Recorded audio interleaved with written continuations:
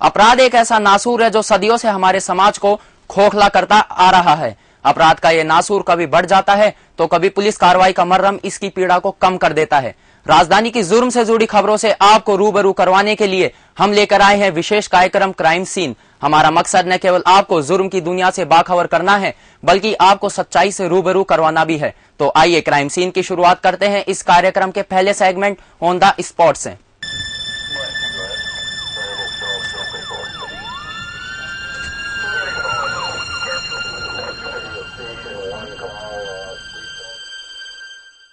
राजधानी में अवैध शराब की एक बड़ी खेप पकड़ी गई है। करदनी थाना पुलिस ने हरियाणा से गुजरात जा रहे ट्रक को जब्त कर 25 लाख रुपए की शराब बरामद की है। इस मामले में पुलिस ने 2 शराब तस्करों को भी गिरफ्तार किया है।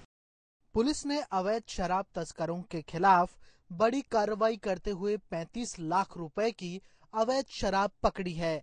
इस मामले में करधनी थाना पुलिस ने 2 आरोपितों को भी गिरफ्तार किया है। यह शराब गुड़गांव से गुजरात ले जाई जा रही थी।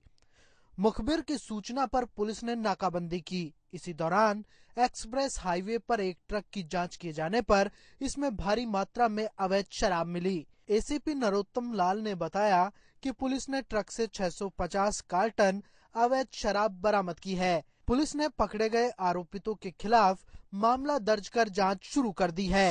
आज सुबह सूचना मिली थी कि हरियाणा से कोई अवैध शराब लेकर के ट्रक आ रहा है, तो उस पर एसएचओ करदनी सुरेंद्र सिंह जी और स्पेशल टीम को रवाना किया था।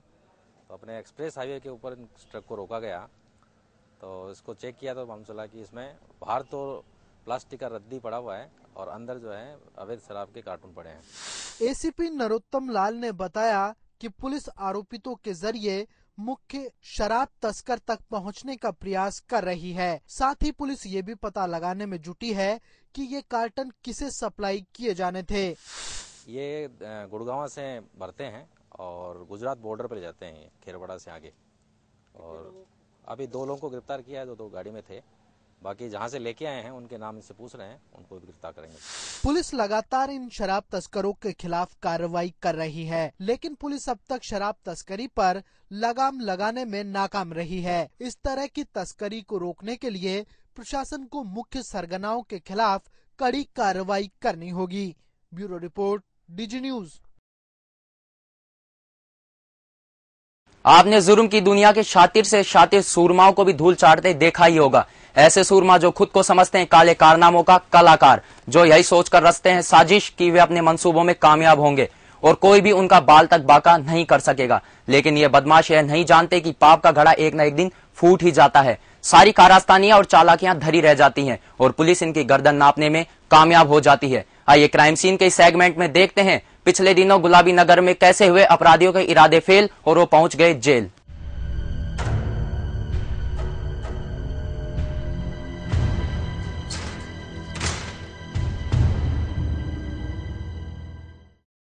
शिप्रापत थाना पुलिस ने देह शोषण के मामले में एक युवक को गिरफ्तार किया है। पुलिस के अनुसार युवक के खिलाफ एक महिला ने शादी का झांसा देकर 5 साल तक देह शोषण करने का मामला दर्ज कराया था। पुलिस ने इस मामले में आरोपित संतोष कुमार को गिरफ्तार किया। शादी का झांसा देकर 5 साल तक देह शोषण करने का मामला उजागर हुआ। पीड़िता की शिकायत पर शिप्रापत थाना पुलिस ने आरोपित को गिरफ्तार कर लिया। गिरफ्तार युवक न केवल शादीशुदा ही है बल्कि वह 2 बच्चों का पिता भी है। अब हम आपको बताते हैं इस मामले की पूरी कहानी। मानसरोवर इलाके में रहने वाली पीड़िता एक प्राइवेट कंपनी में काम करती है।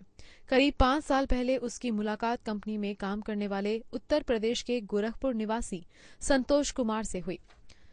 दोनों की आंखें 4 हुई और धीरे धीरे दोनों में प्रेम हो गया। बाद में संतोष ने पीड़िता को शादी का झांसा देकर संबंध बना लिए। पीड़िता ने जब संतोष पर शादी का दबाव बनाया तो वह आनाकानी करने लगा। इस बात को लेकर दोनों के बीच मनमुटाव बढ़ गया और एक दिन जब पीड़िता को यह पता चला कि उसका प्रेमी शादीशुदा है तो उसने थाने में मामला दर्ज करा दिया। मामला में एक लड़की है जो अलवर जिले की रहने वाली है और यहाँ प्राइवेट कंपनी में जॉब करती है। जो पहले लड़का और लड़की दोनों साथ नौकरी करते थे। पिछले 5 सालों से उसने लड़के ने कहा बोले मैं तेरे शादी कर लूँगा, शादी का झांसा देके देह शोषण किया। लड़की इस मुगालते में रही कि शादी कर लेगा। शादी कर जब लड़की ने उसके पेरेंट्स तक सूचना पहुंचे लड़के के, तो पता चला कि लड़का ऑलरेडी शादीशुदा है, जिस पर लड़की ने ये मुकदमा दर्ज कराया। और मुकदमा दर्ज कराते ही मैंने उच्च अधिकारी को हालात बताए, श्रीमान एसीपी साहब मानसरोवर, डीसीपी साहब साउथ साहब को, तो उनके निर्देश पर मुलजिम को तुरंत गिरफ्तार कर लिया। पीड़िता की शिकायत पर पुलिस ने आरोपित को गिरफ्तार कर लिया। हालांकि संतोष ने पीड़िता की भावनाओं के साथ खिलवाड़ किया है, लेकिन पीड़िता को भी अपनी मर्यादा का उल्लंघन नहीं करना चाहिए था। Bureau report, crime scene. वे दोनों पति पत्नी मजदूरी का काम करके अपनी गृहस्थी की गाड़ी को आनंद से चला रहे थे। इस बीच दोनों के जीवन में एक तीसरा व्यक्ति आ गया और दोनों ने मिलकर उसे रास्ते से हटा दिया। मामूली सी बात पर दंपति ने एक व्यक्ति की हत्या कर दी। प्रतापनगर थाना इलाके में वारदात को अंजाम देने के बाद दोनों पति पत्नी फरार हो गए। आखिर पुलिस ने आरोपितों को दौसा से गिरफ्तार कर ही लिया। प्रतापनगर इलाके में प्रॉपर्टी व्यवसायी की हत्या कर फरार हुए पति पत्नी को पुलिस ने गिरफ्तार कर लिया है। दंपति ने यह हत्या महज इसलिए की थी क्योंकि मृतक ने उसकी पत्नी पर बुरी नजर डाली थी। प्रतापनगर के सेक्टर 19 स्थित एक मकान में मृतक हनुमान बागड़ा और आरोपित रामनिवास के साथ कमलेश भी रहती थी। हनुमान ने कई बार कमलेश से छेड़छाड़ का प्रयास किया। वह उस पर बुरी नजर रखता था, इसलिए मौका मिलते ही दोनों ने मिलकर उसकी हत्या कर दी और लाश को बिस्तर में ढकने के बाद मृतक की कार लेकर फरार हो गए। पिछले साल 14 नवंबर को गोनेर निवासी रामकिशोर ने अपने भाई हनुमान बागड़ा की हत्या का मामला दर्ज कराया था। उसने हत्या में रामनिवास मीणा और उसकी पत्नी कमलेश का हाथ होने की आशंका जताई थी। तभी से दोनों पति पत्नी फरार चल रहे थे। थानाधिकारी नील कमल ने बताया कि पुलिस ने फोन ट्रेस कर आरोपितों की लोकेशन का पता लगाया और उन्हें गिरफ्तार कर लिया। 14 नवंबर 2010 को सेक्टर 19 में 255 नंबर जो नंबर मकान है उसमें एक डेड बॉडी मिली थी। तो इसके संबंध में इसका जो भाई है रामकिशोर ने एक FIR लॉन्च करवाई थी कि मेरा भाई हनुमान बागड़ा है जो प्रॉपर्टी डीलर का काम करता था, उसका मर्डर रामनिवास और उसके साथ जो औरत थी कमलेश, उन पे आशंका व्यक्त की थी। तो पुलिस ने उस टाइम पोस्टमार्टम करवाया था। लाश सड़ी गली अवस्था में मिली थी। इस पर टीमें वगैरह इनकी तलाश में रवाना किए थे, नहीं मिले थे। और एक जो इंडिगो कार थी हनुमान की, वो भी गायब थी।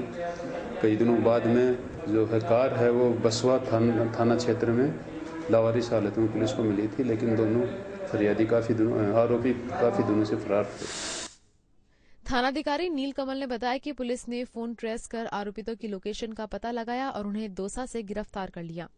पुलिस पूछताछ में दोनों ने हत्या करना कबूल कर लिया। आरोपित मजदूरी करते थे और हनुमान प्रॉपर्टी डीलर था। हनुमान बागड़ा की कमलेश से नजदीकियां बढ़ने पर दोनों ने मिलकर उसे रास्ते से हटा दिया। पुलिस आरोपितों की 4 महीने से तलाश कर रही थी। पुलिस ने दोनों की तलाश में दिल्ली, गुड़गांव और करौली सहित कई जगह टीमें भेजी थी। Bureau report, crime scene.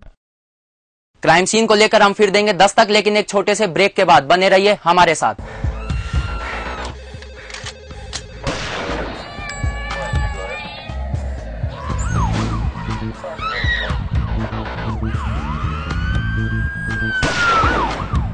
Yeah.